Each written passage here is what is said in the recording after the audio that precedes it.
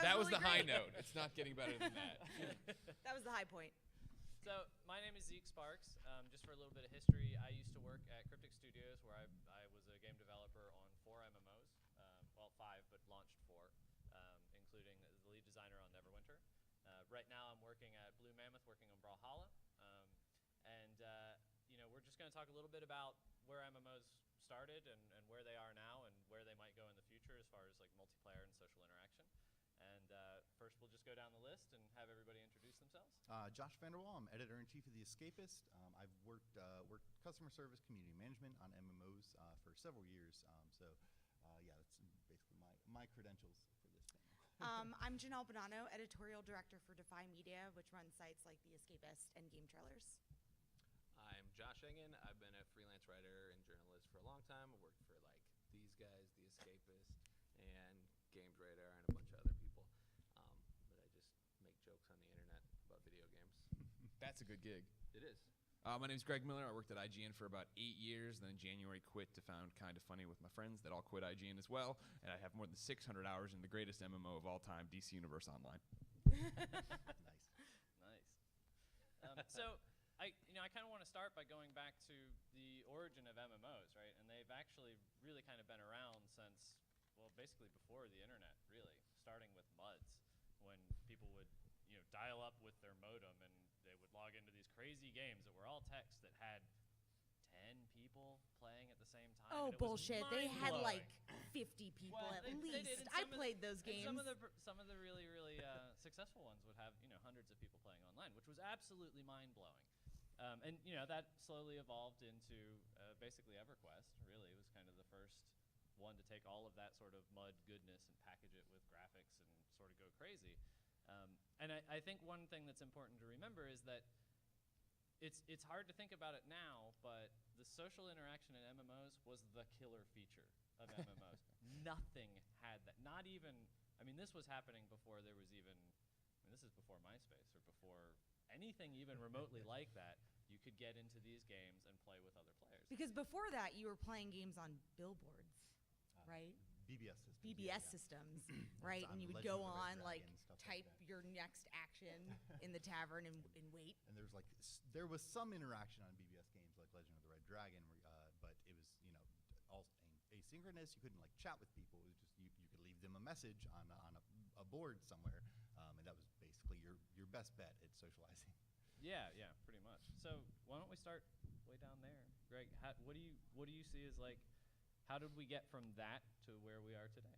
No, I think it's the natural evolution, right? Like you said, that was the killer feature, is the ability to find other people. I remember, right, like, I was so into comics, and the only way for me to interact with other comic fans was through AOL chat rooms and whatever. You'd go in there on message board systems, and we always, I think for all of us, you all take it for granted now. You young kids in your Mega 64 shirts, you don't understand what it used to be like to be a nerd and be out there on your own and be in your group of friends. I was the gamer, right? But like, my other friends enjoyed games, but not like I enjoyed games. So the first time you went online and found other people and found a community to be a part of, that's what it was all about.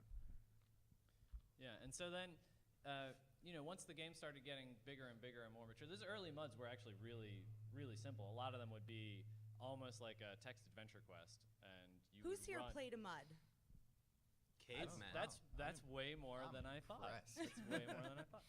And so it would be almost like a text adventure quest that would have sort of a set linear path, and you would just kind of repeat this every time you logged in, and so you'd be playing sort of the same game.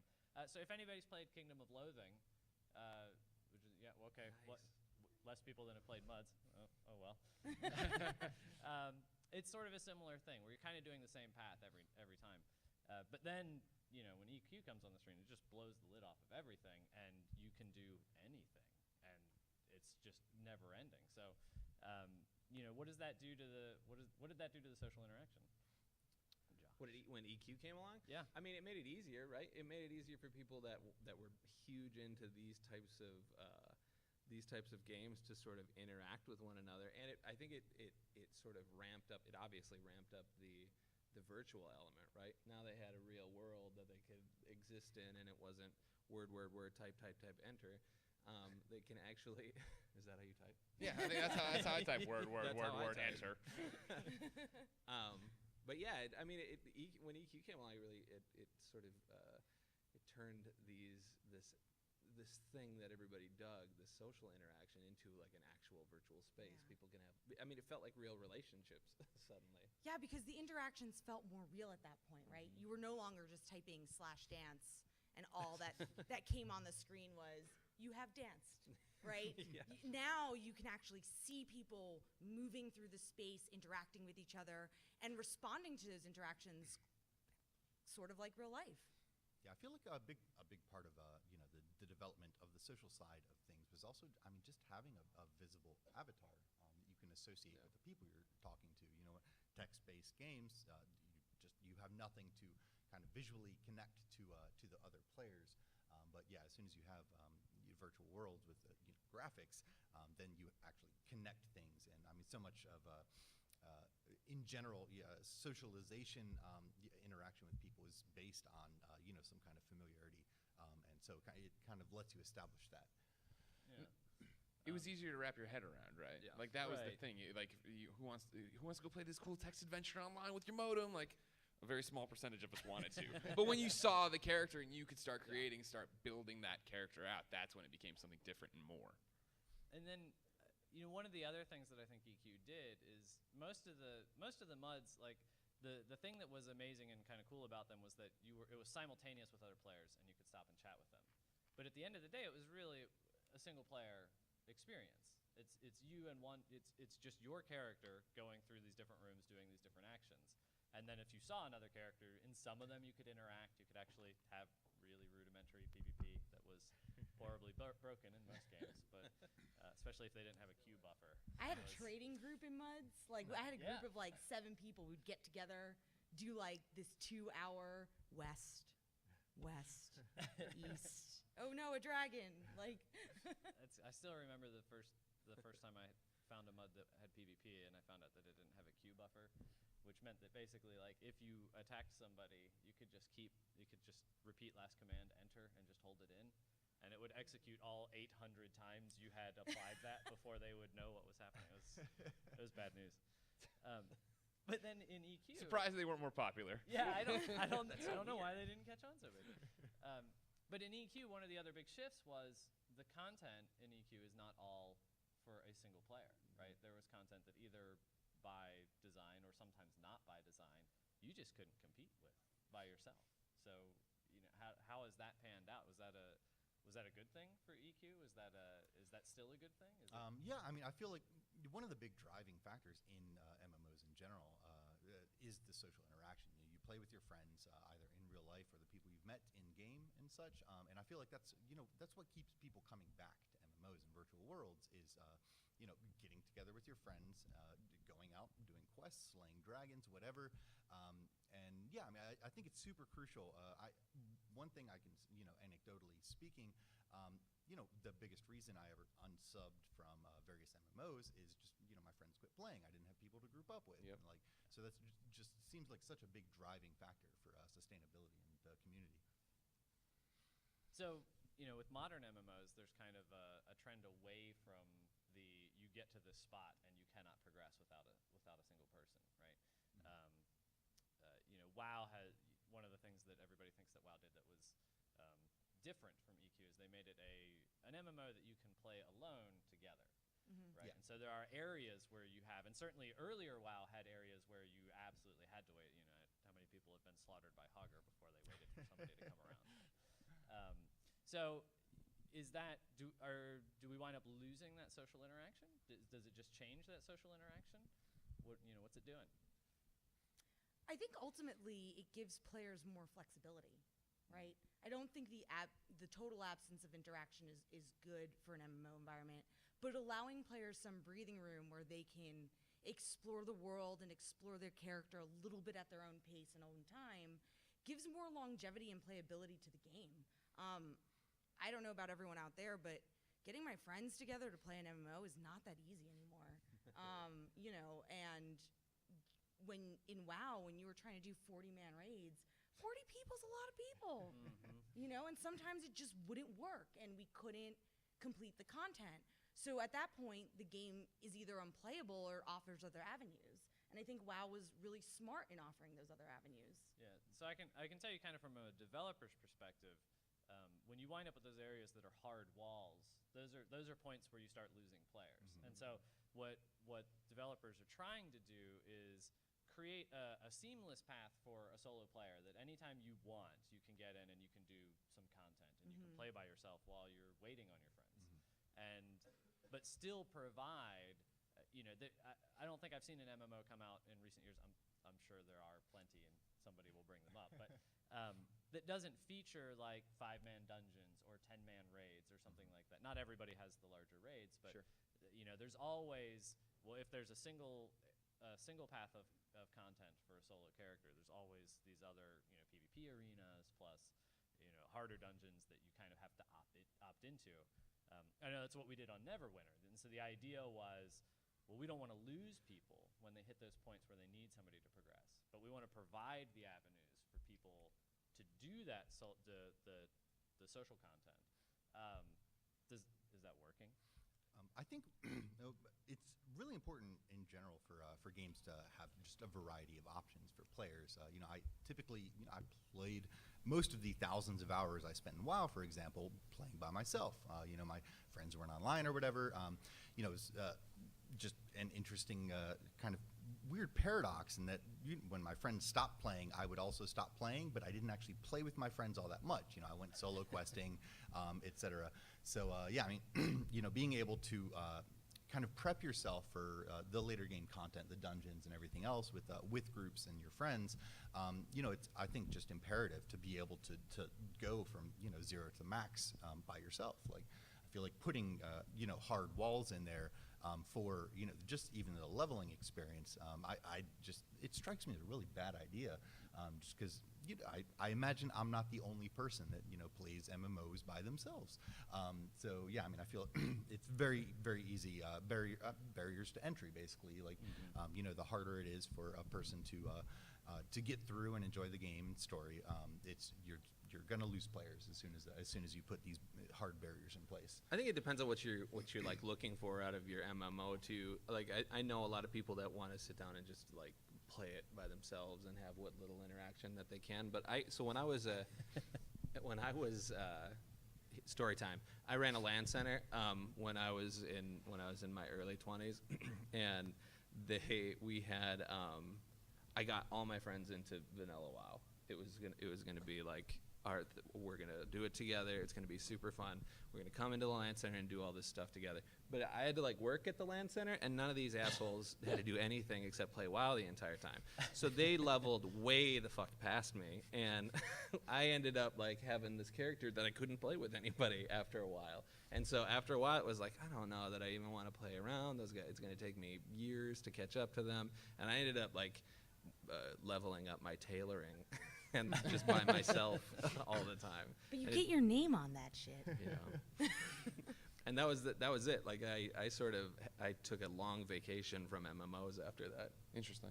I mean, that's what's talking about the single player component and how important it is now, right? That's kind of like the Trojan horse to most MMOs, right? Well, just jump in and try it. Go ahead, and you're going through, you're leveling up, you're getting the ding, you're having a great time, and by the time you look back and you're level 30 and it's been 20 hours, you're like, oh, cool, and then you hit that wall of like, all right, cool, we're finally opening up this giant wall of content over here, but you need to find friends. You're like, well, I guess I did one thing with that guy back there, and I still haven't, and then it's slowly you fall down the rabbit hole of getting your guild together and making something and going. Or you stop playing, but you've already played 20 hours of that game. You're like, well, I enjoyed that content. Yeah. Right. See, I had a completely different experience with MMOs. For me, it's all about the social interaction. I don't like playing them by myself. I don't want to play them by myself. Otherwise, I'll play Skyrim or something.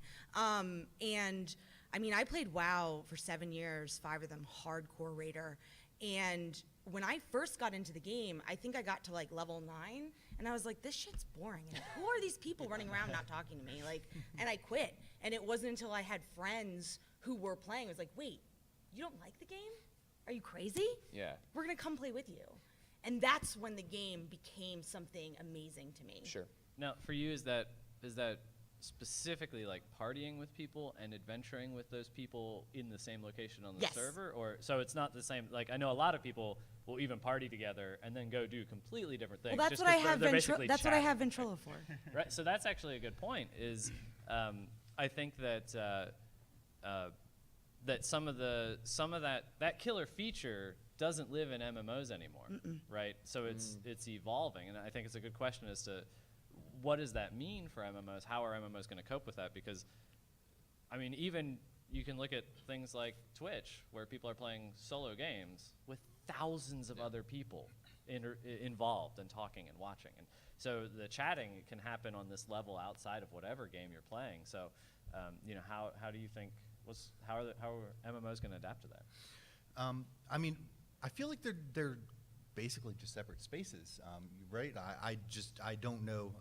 When you're interacting with people in an MMO, you're in a shared space. You kind of have the same world to explore and interact with, and so it's kind of more of a shared experience.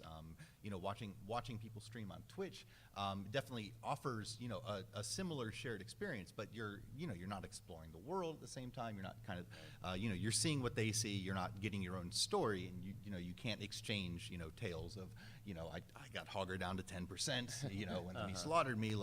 I feel like it's kind of just a different approach. I think they're definitely gonna coexist. Twitch is not going anywhere, Sure. but at the same time, I feel like the social interactions in MMOs are so critical, within the games themselves, that there's just no way it's going anywhere. Right. Yeah, you asked what MMOs need to do, right? They need to put more stuff in that are secrets or things to talk about, right? It's shared interest versus shared experience. In Twitch, sure, we're talking about a million things in the chat while I play a game. That's great. But even when I'm in a raid group or partied with friends or whatever I'm doing in my MMO, I'm talking to them about, oh man, did you watch House of Cards, da-da-da. But then there's also the thing, also, did you see that the vendor's doing this right now? Or there's this thing, or there's this secret over there that you have to come with me. I'll show you how to get there, da-da-da. And then it's back to 2 hours just bullshitting about whatever. But then there's that moment where it's all about that game and you're talking about the same thing. So is it maybe then it's shifting from where, when WoW first started out with the playing alone together, it was, the chat feature is almost like as important as anything else in that social structure. And maybe now it's going back to, finding that content that you can actually do together. Maybe this is a good way to look at it. One of the favorite MUDs that I ever played was actually, this is crazy and it's going to make me sound like a huge nerd because I'm a huge nerd. I spent years playing a Star Trek text-based, Muse, where it was Starship Combat in text. So it was crazy. It was hard to keep up with. But the thing about it was there was no content. It was all player-driven. If other players weren't on, there was nothing to do, nothing at all. And that game was amazingly engrossing and incredibly fun until it eventually petered out because as you start losing people. It started with everybody had to man a separate console, kind of like Artemis. It was like an early version of Artemis, like all these Artemis machines networked together. And then it kind of progressed to, there's not enough people to do that, so now you can man multiple consoles together, and then eventually there just wasn't enough people online. It's sort of similar to, I think, Eve's approach, where almost all of the content in Eve is based on other players. There's the rats that you can go hunt, but it's very rudimentary content. And really what makes Eve thrive is these player interactions. You're building up to fight that other faction. That's why you're playing Eve. But have we seen anything like that since Eve? Can we see another MMO be successful like that requires other player interaction? I worry there's too much now out there that is demanding gamers' attention to allow most gamers to devote enough time to one game and one game only anymore. What disheartens me is, recently, what I thought was like the next best MMO to hit the scene, genre breaking, was Wildstar. Loved that game from the second I put my hands on it, and I still think it's a brilliant game. It's not doing very well, and it requires all those elements. It's a very hardcore experience. Combat is very difficult and dynamic. You need other players to play. There's tons of ancillary content that you can do and level up slowly on your own, but the game is primarily made for hardcore MMO players. And it was subscription-based. That didn't work out. Then they started giving away free accounts. That didn't work out. 2 days ago, they announced they went free to play.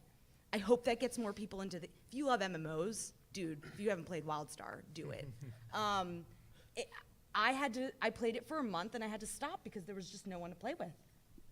That sucks. Yeah. I mean, and that's like, it seems to be, you hit the nail on the head, that there's just too much other stuff, right? And if you're going to play a game, you have to devote yourself to that game. And the difference between this and why you see people devoting themselves to Dota or League and it taking off, right, is the fact that when you finish your Dota match, you're back to zero. Everyone feels like they're in that same place, right? Like, I haven't picked up DC Universe Online in a while. I'd love to get back to it, but I know I'm so far behind the rest of my guild. You know what I mean? Like, I have to get on the gear treadmill. I have to do. I can see the hours start to add up, and they're like, well, I'm playing Witcher right now, and then Metal Gear comes out, and Batman. So no, there's no way I'm ever going to be able to do that. Exactly.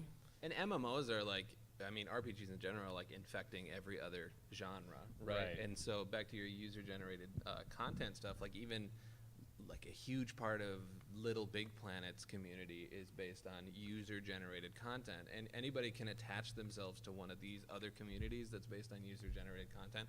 You know, mods, tons and tons and tons of stuff where anybody can go create, and that stuff just wasn't the case back then. If you wanted to create and be in games, you had to sort of subscribe to one of these lifestyles of MMOs. Yeah, well, I mean, it definitely looks like. I mean, so in Neverwinter and STO, we did UGC, user-generated content for those as well, and it seems to work really well as an extension tool because players can just go through content. Like, I think we're at a point now where an MMO has to provide content for a player who doesn't have other people online right now. It doesn't mean they can't focus heavily on multiplayer content, but you have to have something to do if somebody else isn't online. And studios just can't create that as fast as players can consume it. It's just not possible. So I think UGC, stuff for like Little Big Planet or for Neverwinter Online, it helps extend the life of the game, but I still think you need that core of stuff that you can do when there's nobody else around, right? Like, I have a hard time thinking that Little Big Planet would have been a huge success if it launches and it's, we'll go make something because there's nothing to do right now. There are games like that, though. There are. Like what? I'm trying to remember all the games that I just had in my head a second ago. Well, that's okay. We can come back to it. Like Project Spark and all these games where you're like creating other things, right? Project Spark is one of them. Yeah. Project Spark's more like Minecraft than Little Big Planet. Right. But does Project Spark have, like, even Minecraft has like rudiment, there's the survival element and there are mobs running around, and even though it's not, scripted missions or anything. Well, I'm not like arguing with you. Oh. Yeah, we're on the same side of the coin. Got it. So what about, we were talking about, coming back into an MMO and not having the ability to play with the people who have kind of kept playing. And there's been attempts to sort of make that less painful. City of Heroes had the side-kicking system so that you could sort of be the level of whoever was in your group at that time. And WoW is pretty much constantly doing these bring your friend back in, and you're linked together, and you level really fast when you're together, and you can boost them up. Oh man, that max P boost is ridiculous. Yeah. So does that kind of is that sort of a patch on top of the issue, or does that actually kind of take care of it, and we just need to see more of that in other MMOs? I think it depends what your goal is. As someone who's played since Vanilla WoW and saw that life cycle extend, when you are someone who is a hardcore player who's been playing all the time, for some players it actually disincentivizes them to get involved because it's almost like, well, I put in 100 hours to raid, right? And you just put in 10 and you're the same level. Your skill is nowhere near mine. I don't want to play with you, right? You get like a lot of communities that sort of shun those practices for different reasons. And if your goal in the game is for social interaction and just fun and gameplay, I think it's great. If your goal is if you have an MMO where you have hardcore endgame content that you need to crowdsource other people for, I think in some ways it hurts it because you have, the players who have put in more time, who have higher skill levels because of it, now mixed with players of the same level who don't have the same skill sets and can't make it through that content. Right. Sure. I mean, you run the. Oh, sorry. Well, I was just gonna say, I feel like with WoW, they've got the public queues for dungeons and stuff now, and I feel like that really addresses that issue really well, because you have your hardcore raiders and stuff, but they don't join a public queue. Are you crazy? Like, they're not gonna do a pub raid. Like, well, I think they also do a really good job just jumping on that. They have rewards that wind up being exclusive to the hardcore raiders, right? Like if you see somebody with a Zulamon bear, you know that they hit that because they take it away at some point, right? Yep. And so you know that not only it's going to be much harder to get that with a pug group than it is, because you have to be doing it so fast to get that bear that that's kind of an exclusive way. So they're giving them a way to show off. No, we're hardcore raiders.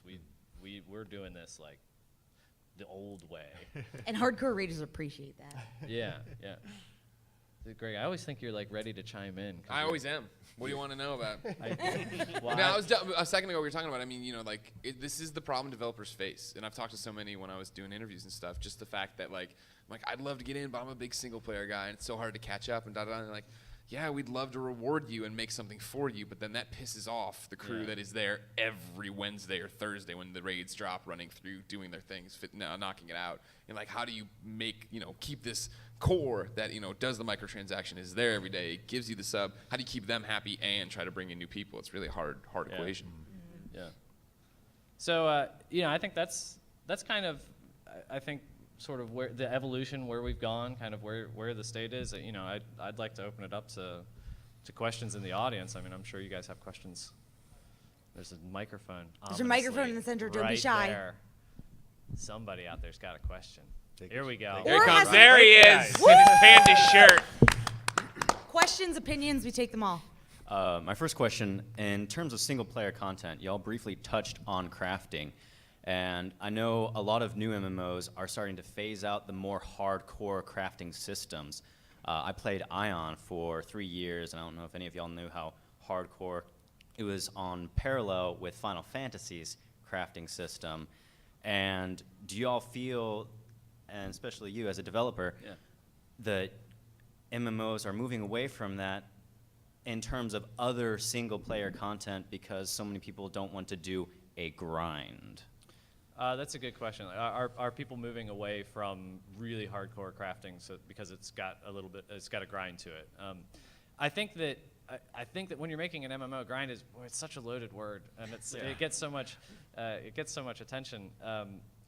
So the tension there is what I was talking about earlier. Development studios just cannot make content as fast as players can consume it, and we want players to have a long, happy engagement in the world because MMOs they're living. You keep adding to them, you keep them going, and you want people to have stuff to do and to stay around until the next thing that you can put out, which is never as fast as they're ready for it, right? And so then you wind up with systems that have like really long tails. Crafting winds up being a particularly good one because it's not content driven in the traditional sense. It's more of a system, so it's a little bit faster to create. But I think basically what it boils down to is the percentage of people that are into like the really hardcore crafting is kind of a small audience. And so there's crafting that kind of everybody will do. And WoW's got a lot of good, you're out and you're picking flowers and you use whatever materials you have and you get 75%, 80% of the recipes you wind up making as you level your crafting. And then a few people need like hardcore raiders to get the really, really good materials to make the best stuff in the game. So I do think that people are probably pulling back a little bit just because it is a small segment. But there's certainly games that keep doing it. I think it kind of needs to be a core element of the game. Like when you sit down to design, what are the pillar stones of this MMO going to be? There's a decision point where you say, okay, crafting, it's going to have a huge crafting cornerstone. Like Minecraft has crazy recipes, crazy deep crafting system that you have to go find all by yourself, right? And that's a cornerstone of that, obviously, Minecraft. And then I have a second question now that you've answered that. My second question is, given that hardcore crafting has moved away, in the games that I have played where crafting is a little bit more difficult to do on your own, where you need bulk supplies and whatnot, I felt it really helped the overall game economy in terms of if you don't want to craft it yourself, you have people who go out and farm a certain item, and they just do that. And that's something that they, on their own, as solo players, can do. They make their game time out of farming for hardcore crafters. And in other games that have come out recently, the main one I think of that has a broken craft system is Black Gold Online. I don't know if any of y'all have played that or heard of it. But more or less, in order to craft, it's one of those where you need other crafters to craft items, to craft the hardcore recipes. And if you don't have that player base, then that doesn't work. But I guess I'll get to my question real quick, is the absence of hardcore crafting system creating this alternate single player thing, do you feel that it's hurting the MMO economy, and that that's a good way to project or, I guess, evaluate how healthy the community is? Well, I mean, for one, speaking from WoW experience, I can't even imagine how many hours I spent just, trolling the auction house. I feel like the economy in MMOs is heavily influenced by the crafting, harvesting systems, everything else. Like, everybody that wants to level up enchanting needs arcane dust. End of story. Like, so, you go farm greens, disenchant them, put them on the auction house. And so, yeah, I mean, I think not only does it kind of give you a little bit of hands-off social interaction. You come to recognize the names of the other characters that are also farming materials and putting them on the auction house.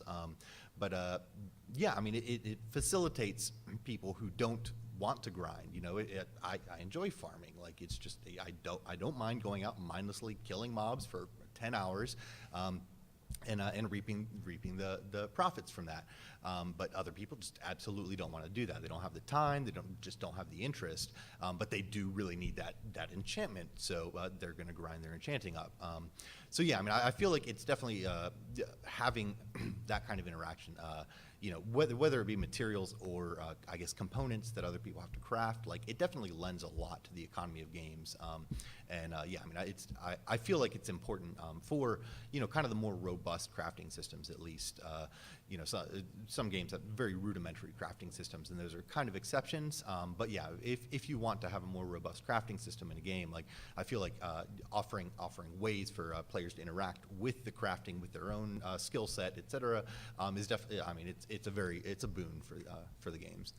But without crafting, if you have a monetary economic system in the game, I personally don't know how else, other than a different form of grinding, you would gain said monetary structure. Like, I utilized craft. I was one of those people who made sure, I had the top of the line, most rare crafting materials. And I would never use the auction house. I would stand in the middle of towns, cry out my wares. And I had like a clientele base that would come to me for their stuff and message me. I was like a shop owner, and it was amazing. And that's how you were the black market. Yes, I did. But that was not only a big part of my social interaction, but it was my whole economy. That's how I gained money to be able to interact with the game in different ways. Now, if someone told me go kill 300 mobs to get the same amount, other than, grind these items, create something that is unique to you, have a sense of agency with it, and make that part of the game experience, I would never participate in that other grind. That sounds generic, So I don't know how else you would phase that out or fix that. I think it would be tricky. I think there's a good idea there, which is if there's a small number of really, really intense crafters, instead of just making that their game and they're off in their corner making that their game, designing a system in a way that they are driving content to other players is it's very hard to do, but I think it's a really solid strategy. Thank you very much. Yeah, thank you. Thanks, man. Okay, so my question's kind of similar. What do you think about like daily systems in MMOs, where it's kind of like the exact opposite of like a farming system, where you cannot do your content again unless like a certain amount of time passes or whatever? So you're talking about like weeklies or dailies? Yeah, like or daily sort of quests, or like you can only do this dungeon once per day, things like that. Yeah, well, I can I'll very candidly tell you the reason behind that. Those usually come about because they're a way to let people play as much as they want, but not have people completely outdistance their friends that don't play as often. So that's usually what the goal of that is. And usually they're designed in such a way that only the top percent of players kind of wind up kicking into the limiters on that system. So I think they are, for most people, they wind up having the opposite effect of what the very, very top end feels. The very top end feels it as a limiter, and most of the people below the average gain rate and down even lower than that wind up feeling it as kind of a bootstrap up. So those are usually designed to help keep players batched together. I like them. Like I'm definitely below the top tier players, and I like that incentive. You know what I mean? It's something new to come back to every day. You feel like you're checking off the box, right? Like I know that I'm not going to be able to do the raid every week, but to be able to get in there and do a daily, do a duo, do whatever. Guild Wars. That was a great example where my girlfriend was playing the Guild Wars 2 daily every day, and it wasn't eating up her whole nights. Like when the new raid would come out, and I wouldn't see her for hours on end. This was like, I'm gonna pop in there, and then we'll do dinner. I'm like, all right, great. She got in, got out, and that worked. It kept you coming back, engaging with the game, engaging with the community, seeing what's new. Yeah, and I think the trick that people that try to solve, kind of the holy grail of that, is you get that effect, and then also the person who's hitting that limit every time and feels where those limits come into play, feels like they have something else they can do to progress while they're waiting for that limit to come down. And it's not always super successful, but that's kind of that's where the real trickiness of that system comes in. All right. Thank you. Yeah. You mentioned earlier about people not coming into MMOs because, you have all these top raiders and level 80s, level 90s. It's just so hard to get to that point. I don't know if games do this, but I'd like to see guilds, if you're in a party with guild members or in a party in general doing quests, you get an XP boost, kind of help you rise through the levels faster. Yeah. Is that anything that people are talking about doing?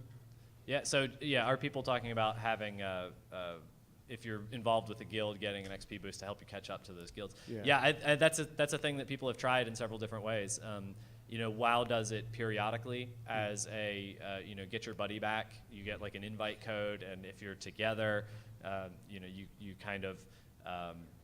I think they usually do two things. Your XP is increased, and then you also get level tokens that you can bestow on people, which was really funny. I got a friend back into it, and he gets all these level tokens that he can apply to my account, and I remember him making a big show of it in Agrimar, sitting there pretending he had these powers to keep leveling up my alts that kept logging in, and people were like, "What is going on? Give me levels! Hacker! How are you doing this?" And now they have guild specific perks, right? Where you can level up the guilds, and as long as you're with your guild mates and stuff, you get all these benefits. Yeah. So I don't know if they're XP. I don't remember. There are definitely XP. They're much less drastic than the bring a friend back to the game. That's 100, 200% XP bonus, whereas the guild bonuses are 10, 20%.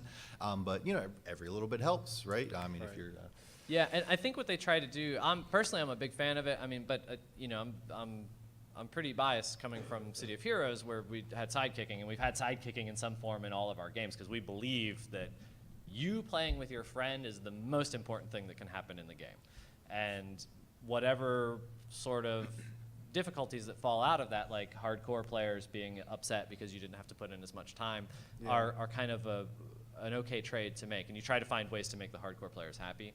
Right. And so what I think WoW does very successfully is all of those limits, all those systems are always kind of to the last level cap, right? They're never up to, it's not up to 100, it's up to 90, right? And then they're kind of saying we have, over these years where we've been so successful, we've created so much content that we just can't expect a new player to come in and play all of that and then see our new stuff.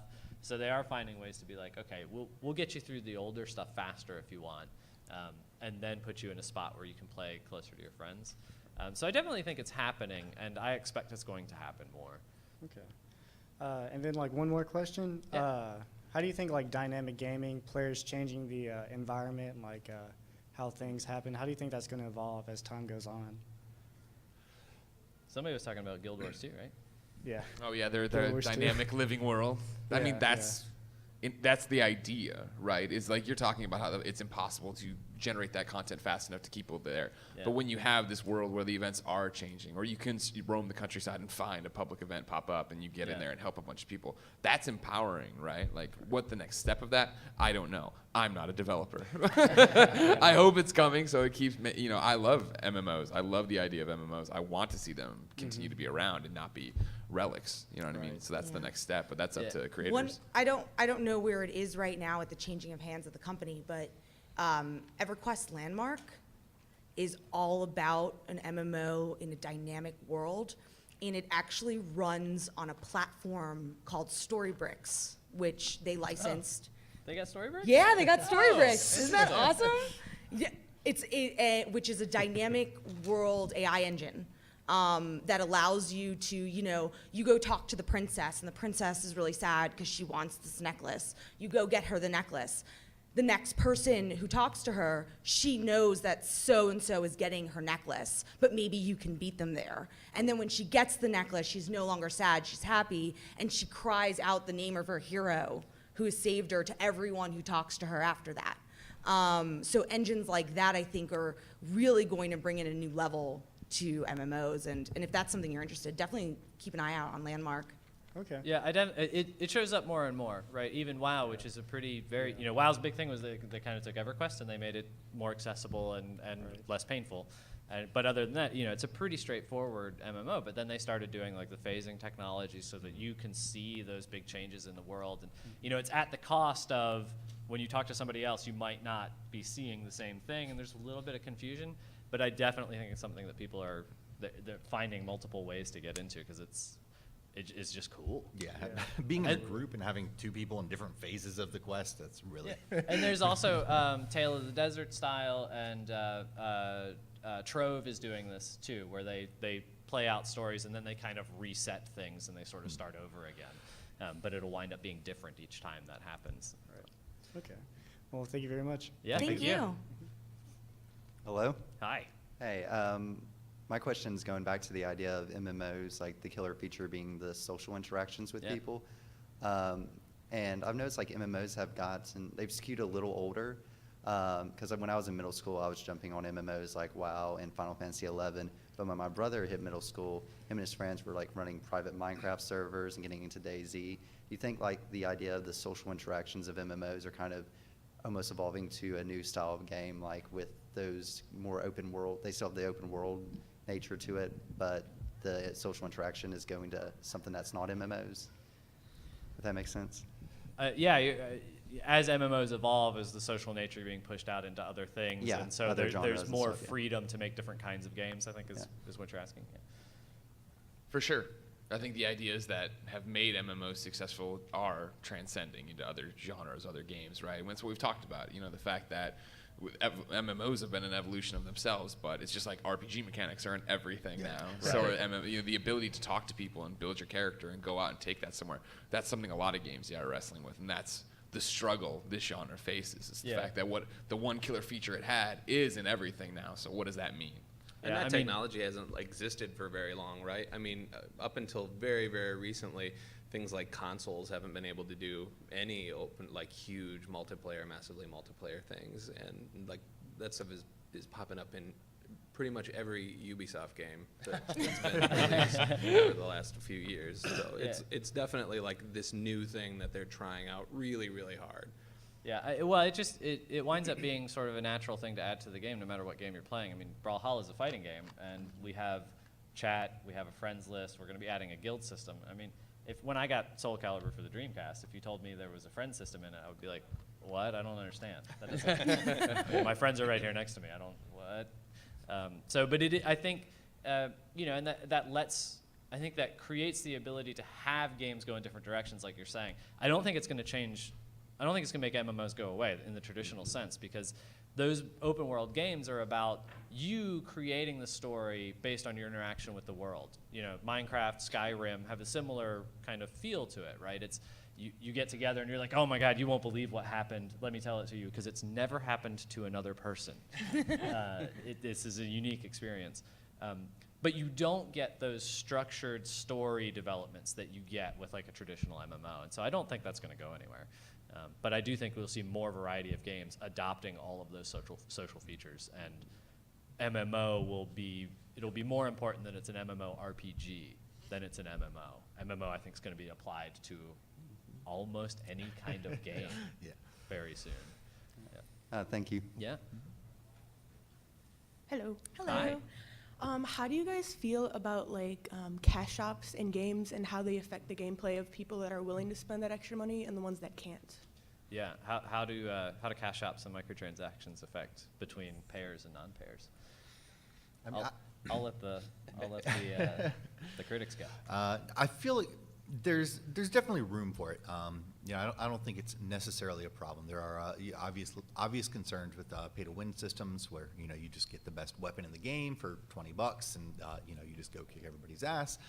But if you're talking about you have to grind for 100 hours to gather the mats to craft this thing, or you can spend $3 and buy the mats to craft this. Like, a lot of people simply just don't have 100 hours to grind. Like, they still want the experience of the game. So I think it's perfectly okay to have systems like that in games to some extent, as long as it doesn't go too far into the direction of, okay, I'm just buying the best weapon and armor in the game with cash, so screw you guys.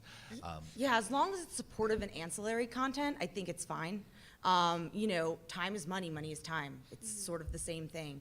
And, if you're reducing your time to sort of get those mats for a supportive element or have the best mount in the game, that is one thing, and I'm okay with that. And I've played tons of games with that, and I think it's a great experience because it gives people flexibility to stay in the game one way or the other. Now when you're starting to talk about pay to win, then I have a problem with it because not everyone has the money, and that's not fair, right? Everyone has the time. As long as you can switch the two, then I think it's on parity. Yeah, I think, speaking as a developer, I've gone through a conversion of a game to free-to-play, and Neverwinter was free-to-play from the beginning. And I think it's all there are different types of free-to-play. And I think it is all about the approach that you take. And there's very healthy ways to do it, and there's not so healthy ways to do it. And if you stay in the healthy way, what your mindset is people have different ways to invest in the game. People who love the game have different ways. And it's how do we give people the ability to invest? If they want to invest time, that's awesome. That's great. It's not how do we push people to pay money. That's where you start getting into like the traps of sort of the nastier sides of free-to-play. There have been way too many games that like you can tell an integral game mechanic has been intentionally broken. Yeah. Yeah. Simply to force you to have to buy money. Right. And that's when I'm just like, nope. Yeah, I'm not a fan of that either. But if you look at basically what you have to do is you look at players who don't pay money as just as good as the players who pay money, and you give them just as many things to chase after and just as much accomplishment is I think pretty critical to that. Thank you very much. Sure. Thank you. What's up, guys? How's it going? Hey. I was just wondering how you guys feel about console MMOs, or just because I mean I love playing MMOs, but I really don't like playing on my computer that much. And that's probably blasphemy to 99%. That's not I hear you, man. Being on the couch is Yeah, just way it's too just way better. comfortable. I bought I know three of my friends bought PS3s for DCU. And I play Destiny like probably 40 hours a week. So Yeah. if you guys count that as an MMO, I know some people don't. But Like I was saying before, I think MMO is going to be applied to pretty much all games here real soon. Yeah. What about MMOs on console? Do you think they're gonna I be think more? they're great. I think that we are at a point now where there's enough voice over internet technology that they're actually viable. 5 years ago, people wanted to do it, but so much about an MMO is social interaction and chatting to somebody the Xbox had the keyboard thing, right? Which was just giant lump. And that thing was tiny god little awful. keyboard. Just try to forget about It that. gets in the ways of your fingers. Yeah, it was. We looked at it for Neverwinter when we played. We got it. We were like, all right, we can. I don't know. But I think it's great, and that there's so much support in the systems themselves, in the consoles themselves now for just chatting with parties. Excuse me. I want to play it on my couch. So you think that's going to be maybe something we see more in this generation? Because we really only had a couple in the last generation. Even traditional PC computing is going to the screen, right? With Steam Big Picture mode and the Steam box and Alienware's Alpha, right, is the same kind of thing. They're all trying to get into this space of just plug it to your TV, trust us. It's fine, right? So I think it's definitely headed that way. Yeah. Go ahead. I was gonna say I'm excited for it and to see more games because like I said, I was really disappointed when Wildstar didn't take off, and I couldn't understand why. And I feel like bringing those types of games to consoles is going to help broaden the audience of potential players who will grasp onto them and play. 100%. You figure it's new ideas to console players, Yep. right? DC Universe Online is my first MMO, and it's because it finally came to a console, and also it was in my favorite universe of all time. But it was that ease of access that it was there, and that's how I fell down that hole and got hooked, and suddenly wanted to know more about Guild Wars and wanted to know more about Wildstar, and looked into all these different things. And that's where you get to these people, you see it. In DC, of course, they've been public about the fact that they were blown away by the support it's on PS3 and now PS4. Like, that's kept that game afloat probably in a lot of ways. Cool. Thanks, guys. Yeah. Thank you. Hello, I have a question about gameplay of MMOs in the future. You think they're gonna be like traditional, like kind of like WoW, or you think they're gonna be like action-based, like Phantasy Star Online 1 and 2? How are MMOs going to be, like, gameplay-wise in the future? Are they going to stay with the traditional model or go more action-y? I mean, I feel like there's space for both. The MMO communities out there, there's just so many people, and they have such disparate tastes. Like, some people want like an action RPG style combat system or whatever, but then some people just like to press 1, 2, 3, 4s. They just stand there and tank the mob. So. I mean, I feel like it's just a matter of taste. So, and I feel like developers are going to cater to as many tastes as possible over, over the cycle of their products. So. Yeah, and I think it changes over time, right? There's certainly like upsurgence of one or the other. Recently there's been, Wildstar, Dragon's Nest, Neverwinter, DCU. Are all very action-based MMOs, but now there's and I can't remember the name, but you guys will remember. There's a Kickstarter right now, right? It's a big like push for a traditional MMO, like a hard traditional MMO. I really wish I could remember the name. I should. I'll Google it up. Yeah. Oh my God. I interviewed that guy at freaking GDC, and now I can't remember. It's the really name. cool. So I basically, blame you. I think when stuff starts swelling, then people start craving this other thing, and then other people start filling that niche again.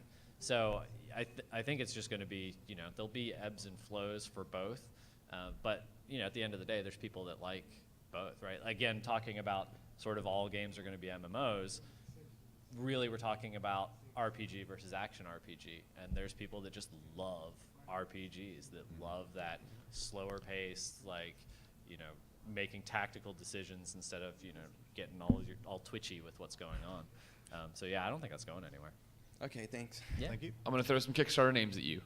Das Tal. Nope. Crowfall. Yes, There, Crowfall. nailed that, everybody. Second after Greg Miller. Thank you, Google! I think we've got time for one more question. So. All right, so I had a bit of a question. Like, RPGs are your most common MMOs, but what about other genres? What genres do you think are going to really take off as MMOs? Like, I know there is PlanetSide, which is a first-person shooter, and I've got a bunch of hours in that. Yeah, I love and that somebody was game. talking about Destiny. So what other MMOs are we going to get other than RPGs real soon? I mean, I feel All like of them. they've dabbled Yeah. a lot with like FPS MMOs. I've seen several of those over the past several years. I'm not sure. I don't know of any that just became super popular immediately or anything like that. But it's still the experimental phase of the process. So as we move forward, we're very likely going to see any genre MMO. Yeah, all the genres are one day going to be an MMO, one form or fashion. I mean, there's even Puzzle Pirates, right? Is a puzzle-based MMO. Yeah, which also is user generated content basically too. So it's both things. It's crazy. All right, well, thank you, guys. Thank All right, you. Thanks a lot. And if anybody didn't get a chance to ask a question, you can ambush us on the way out. We're happy to keep talking for as long as you'll let us.